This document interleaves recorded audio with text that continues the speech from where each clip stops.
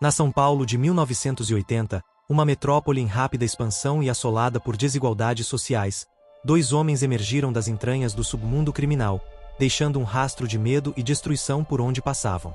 Em uma época em que a ditadura militar se aproximava de seu fim e a cidade enfrentava uma onda de violência sem precedentes, Alicate e Pé de Pato tornaram-se a personificação do mal que assombrava as noites paulistanas.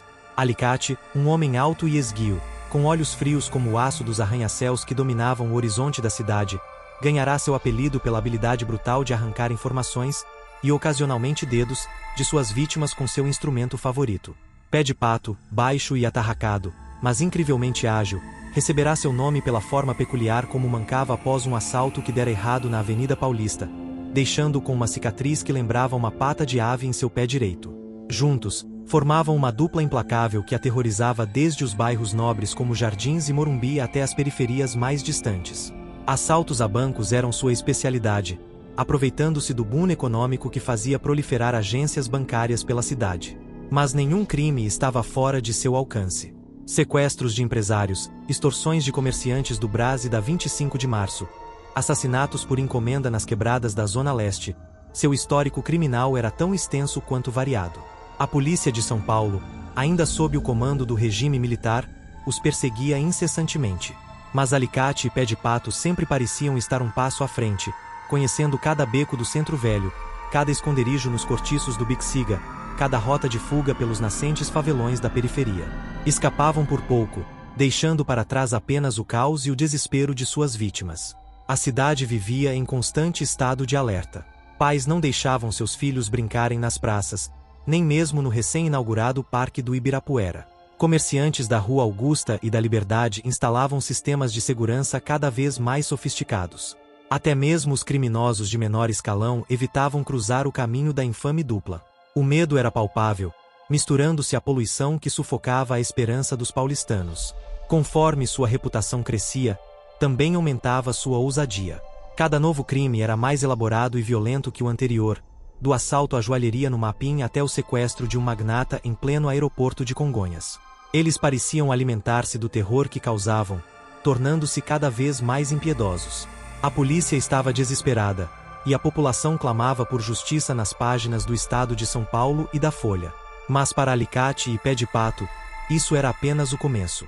Em meio ao caos urbano e às transformações sociais de uma São Paulo que entrava na década de 1980, eles estavam prestes a levar seu reinado de terror a um nível que ninguém poderia imaginar, desencadeando uma série de eventos que mudaria para sempre o destino deles e da cidade que aterrorizavam. À medida que o ano de 1980 avançava, a ousadia de Alicate e Pé de Pato atingiu novos patamares.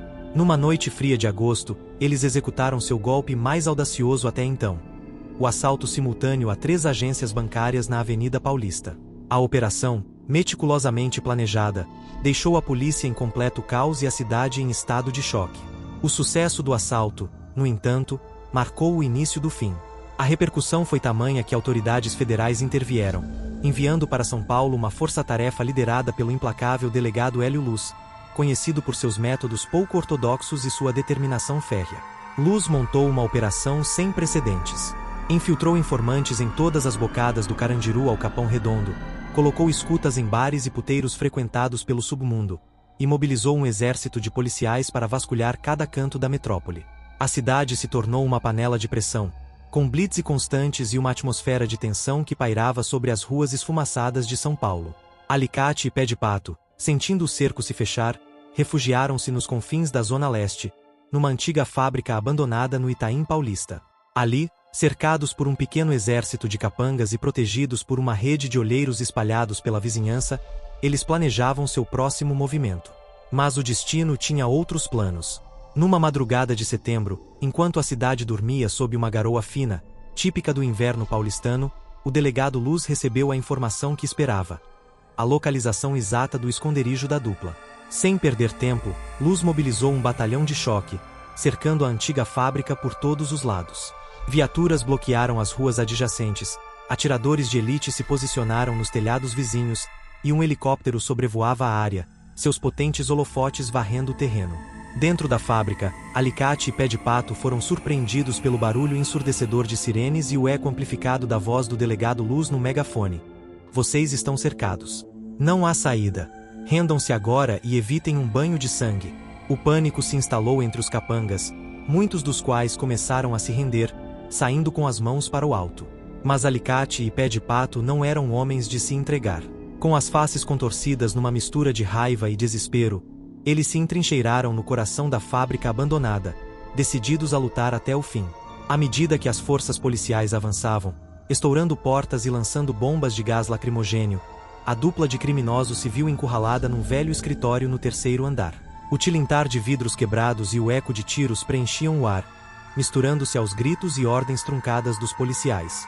Foi neste momento de desespero absoluto, com as costas literalmente contra a parede e sem nenhuma rota de fuga visível, que algo inimaginável aconteceu.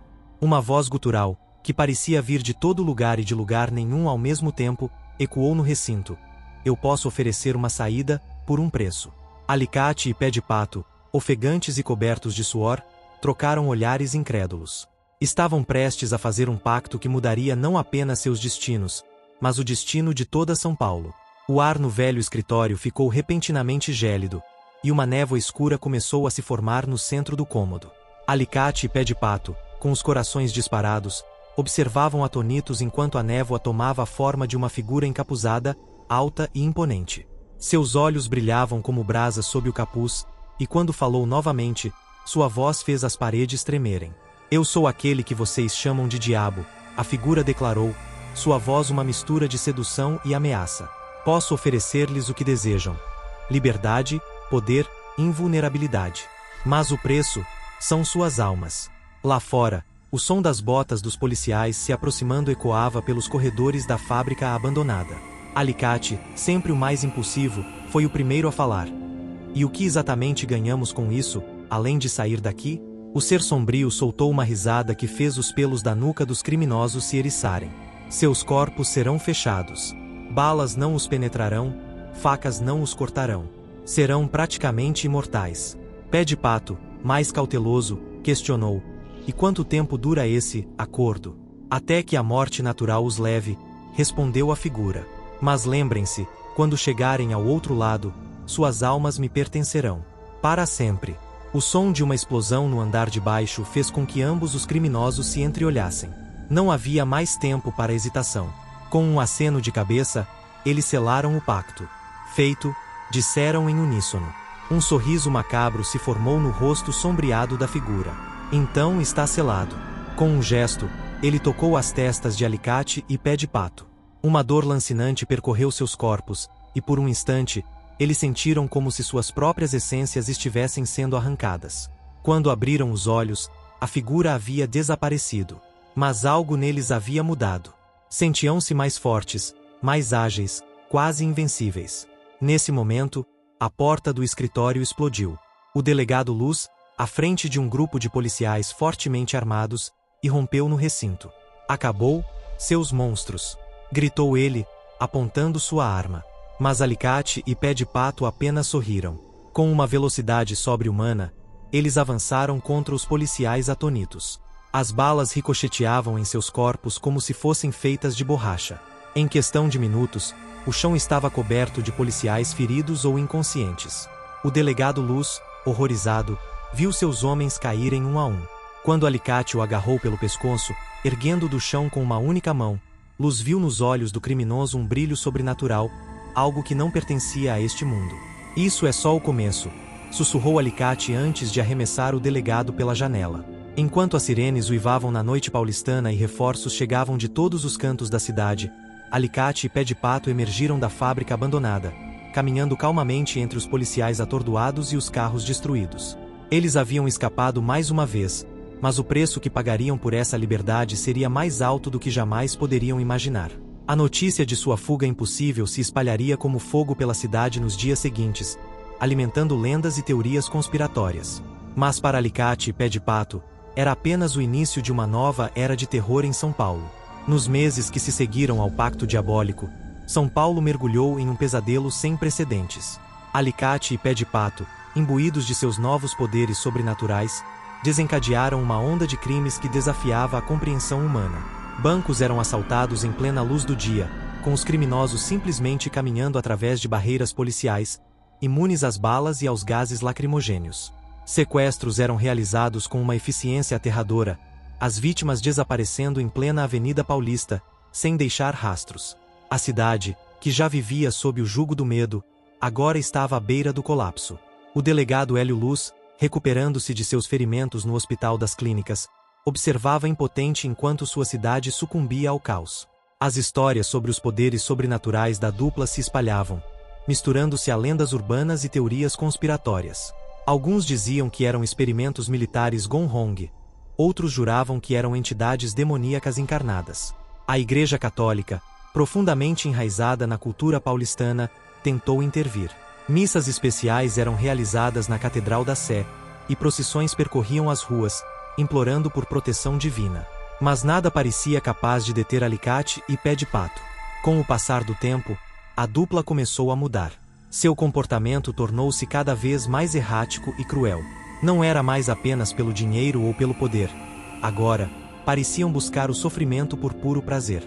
Seus olhos, antes frios e calculistas, agora brilhavam com uma malícia sobrenatural que gelava a alma de quem os encarasse. Em uma noite particularmente sombria de dezembro, eles atacaram o pavilhão 9 do Carandiru, não para libertar prisioneiros, mas para semear o caos e a destruição. Guardas e detentos ali que caíram vítimas de sua fúria sobrenatural, transformando o já infame presídio em um cenário de horror Lovecraftiano. Foi nessa noite que Pé de Pato, em um raro momento de lucidez, começou a questionar o rumo que haviam tomado. Isso não é mais sobre liberdade ou poder, ele murmurou para Alicate enquanto deixavam o Carandiru em chamas atrás deles. Estamos nos tornando monstros. Alicate apenas riu, um som que não tinha mais nada de humano. E daí, é divertido ser um monstro. Mas as palavras de Pé de Pato plantaram uma semente de dúvida que cresceria nas semanas seguintes. Enquanto Alicate se entregava cada vez mais à violência gratuita, Pé de Pato começava a sentir o peso de suas ações. As faces aterrorizadas de suas vítimas o perseguiam em pesadelos cada vez mais vívidos. A tensão entre os dois crescia a cada dia. Seus métodos, antes perfeitamente sincronizados, agora frequentemente entravam em conflito. Pé de Pato buscava limitar os danos colaterais, enquanto Alicate parecia determinado a causar o máximo de destruição possível. Tudo chegou a um ponto crítico na véspera de Ano Novo. Enquanto a cidade se preparava para as celebrações na Avenida Paulista, Alicate propôs um plano para detonar bombas em meio à multidão. Vamos dar a esta cidade um show de fogos que ela nunca esquecerá, ele disse, os olhos brilhando com uma insanidade febril. Foi nesse momento que Pé de Pato percebeu que não podia mais seguir aquele caminho. Mas romper um pacto com o próprio diabo não seria fácil. E assim, enquanto os fogos de artifício iluminavam o céu de São Paulo, anunciando a chegada de 1981, uma batalha ainda maior se preparava para eclodir, uma batalha pelo destino da cidade e pelas próprias almas dos dois criminosos mais temidos de sua história. Na madrugada de Ano Novo de 1981, enquanto os últimos fogos de artifício se dissipavam no céu de São Paulo e os paulistanos celebravam nas ruas, uma batalha épica e sobrenatural se desenrolava nos subterrâneos da cidade. Pé de Pato, incapaz de suportar mais o caminho de destruição que seguiam, confrontou Alicate nas profundezas abandonadas da estação inacabada da linha norte-sul do metrô, sob a Praça da Sé. O local, um labirinto de túneis escuros e estruturas de concreto meio construídas, parecia o cenário perfeito para o confronto final entre os dois seres que um dia foram parceiros e agora se encaravam como inimigos mortais. Isso tem que acabar, Alicate, declarou Pé de Pato, sua voz ecoando pelas paredes úmidas. Nos tornamos algo pior do que jamais imaginamos. Alicate riu, um som que fez as sombras ao redor deles parecerem se contorcer. Sempre foi o elo mais fraco. Se quer desistir, vá em frente. Mais poder para mim. O que se seguiu foi uma batalha que desafiava as leis da física e da realidade. Os dois se engalfinharam com força sobre-humana, seus golpes ecoando como trovões pelos túneis. Paredes de concreto se despedaçavam sob o impacto de seus corpos, e faíscas sobrenaturais voavam a cada colisão. Enquanto lutavam, as memórias de suas vidas passadas, de quem eram antes do pacto diabólico, começaram a aflorar. Pé de Pato se lembrou de sua infância na periferia, dos sonhos que um dia tivera, da família que abandonara. Cada lembrança era como uma punhalada de culpa e arrependimento. Alicate, por outro lado, parecia se deleitar com as lembranças de seus crimes, cada ato de crueldade alimentando sua fúria demoníaca. Ele estava além da redenção, completamente consumido pela escuridão que haviam abraçado. A luta se arrastou por horas, nenhum dos dois capaz de superar o outro definitivamente. Mas aos poucos, a determinação de Pé de Pato em pôr um fim àquele reinado de terror começou a prevalecer. Com um último esforço sobre-humano, ele conseguiu imobilizar Alicate contra uma parede de concreto. Acabou, ofegou Pé de Pato, segurando Alicate pelo pescoço. Nesse momento, uma risada sinistra ecoou pela estação, e a mesma figura encapuzada que haviam encontrado meses antes materializou-se nas sombras. Muito bem, disse o ser demoníaco. O pacto está quebrado.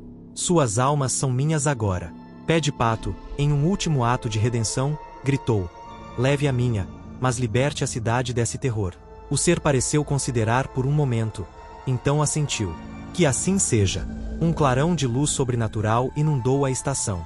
Quando se dissipou, Alicate havia desaparecido, deixando apenas uma mancha escura na parede. Pé de Pato, sentindo sua força sobrenatural se esvair, caiu de joelhos. Acima deles, os primeiros raios do sol de 1981 começavam a iluminar São Paulo. A cidade acordava sem saber que havia sido libertada de seu pior pesadelo. Horas depois, quando equipes de manutenção do metrô finalmente encontraram Pé de Pato nos túneis abandonados, ele era apenas um homem comum novamente, ferido, exausto e profundamente arrependido. Nos anos que se seguiram, Pé de Pato cumpriu sua sentença na prisão, dedicando-se a ajudar outros detentos a encontrar um caminho melhor. A história de Alicate e Pé de Pato se tornou uma lenda urbana em São Paulo, um conto de terror e redenção sussurrado nas noites frias da metrópole. E nas profundezas da cidade, nos túneis escuros e esquecidos do metrô, dizem que ainda se pode ouvir, em noites especialmente silenciosas, o eco distante de uma risada demoníaca, um lembrete sombrio do preço que se paga quando se faz um pacto com o mal. Se você gostou desta narrativa de crime, terror e redenção nas ruas de São Paulo, não se esqueça de deixar seu like e se inscrever no canal para mais histórias como esta. Compartilhe nos comentários o que você achou do desfecho. Será que Pé de Pato conseguiu mesmo se redimir? E o que aconteceu com a alma de Alicate? Lembre-se, nem todo pacto vale a pena, e às vezes o preço da ambição pode ser alto demais.